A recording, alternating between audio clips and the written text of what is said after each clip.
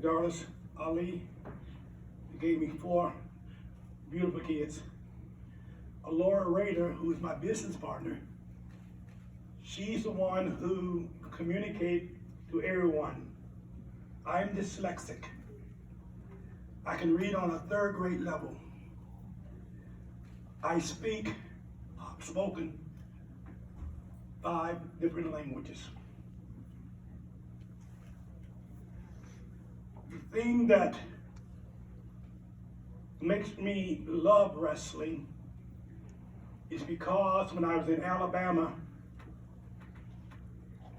I was a very bad person. My mother moved to Minnesota, remarried. One day she said, "You're gonna come to Minnesota to visit." I said, "Okay, where is Minnesota?" She said, "It's up north." And I looked it up and said, 10,000 Lake. I said, "Where do the people walk at?" 10,000 Lake. Anyway, I got to Minnesota. I played basketball, sandlot basketball in open gym. I was throwing hook shots from mid-court, and they were going in. I was doing backs, and it was going in. I knew that I was going to be a basketball player. So my mom said, well, I'm getting ready to leave, go back to Alabama. And my mom said to me, "You're not going back." I said, "Yes, I am. I'm going back. I want to go back." She said, "No." She said, "If you go back, I will disown you." And down south, when the mom says she's going to disown you, that's very serious. So I stayed. I played football, and I went out for basketball. Anyway, I did 20 layups, and I missed 19. The basketball coach, Mr. Overski, said, "Go sit on the stage." I went to the stage, and there was the other guys on the stage about this tall, and like this. I'm like, oh my God, I gotta go get another sport. So I was gonna go out for swimming, and one of your 10,000 lake, I almost drowned in one that summer. Then, one of them, I can't go swimming.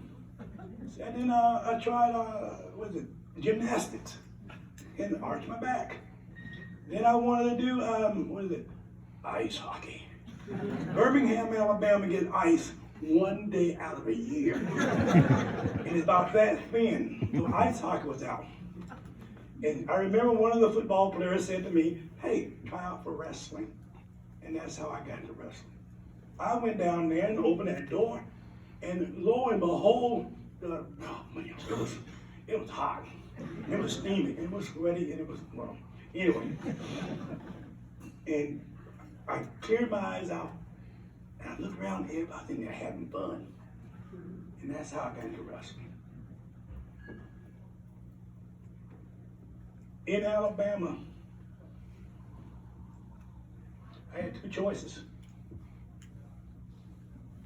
One was to go to prison, the other one was to go to the grave. That's how bad I was. My mother saved me. Along with my mother, another man saved me, and that was Ken Burstead. Today, I learned something. There's a man in this room that I respect so much from another school called Anoka, Ron Malcolm. And I today found out that Ron Malcolm was coached by Coach Burstead. Did not even know it, because I enjoyed watching, competing against Anoka. My senior year, we lost to Anoka 22-21. I pinned my guy, we still lost. Go in the locker room, I'm crying like a baby. Coach Burstead said, "What are you crying about?" I said, "We lost as a team, we lost." He said, "Well, you gonna do what you did." I pinned my guy. And I realized then that this man was special.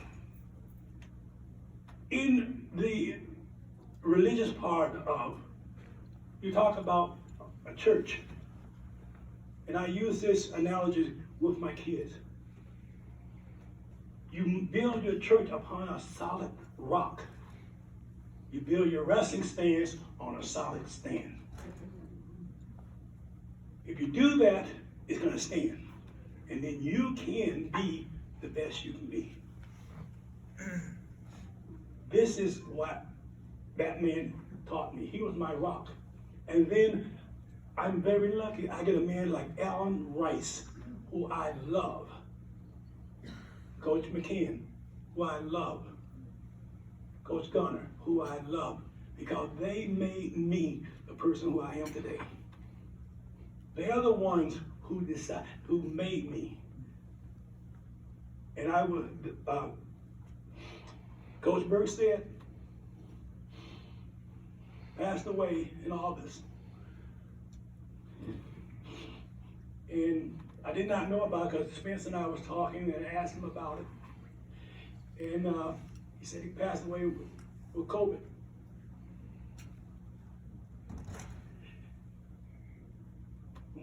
He's still in the rock. I teach kids about the same thing that Coach Bergstead, Coach Robert Gunner, Coach McCann, Coach Alan Rice, the same basic fundamentals of life, not just wrestling, about life. We are a family. I got about 15 seconds. We are a family. Whether you're black, white, yellow, whatever. We are a wrestling family. Whether you're a Democrat or Republican, we are a family. And that's what I love about wrestling. To all of you out there, we are a family. And I know that a family sticks together. My kids, I'm just one, I've coached and trained kids all over the United States. I have a 99% graduation rate on my kids. Here's the key. I lost two. I lost two of them. One, he was murdered in a gang situation. And the other one, he was involved in a home invasion. And the person that they broke into was killed. And for the rest of his life, he's going to be locked up. Those two kids, it hurts. Because I try to teach them the basic fundamentals, but it was a program which we brought families coming in, and the families were all really bad. Those two kids. Anyway, I want to thank you very much for having me here. I want to thank you, the guy, Spence, I want to thank guys like, I got in your book here, I got Dan Chandler, Ron Malcolm, Spencer Yo, Alan Rice, have been a part of my life and has made me who I am. I want to thank you very, very much for being here and being a part, and for me being a part of this. Thank you very much.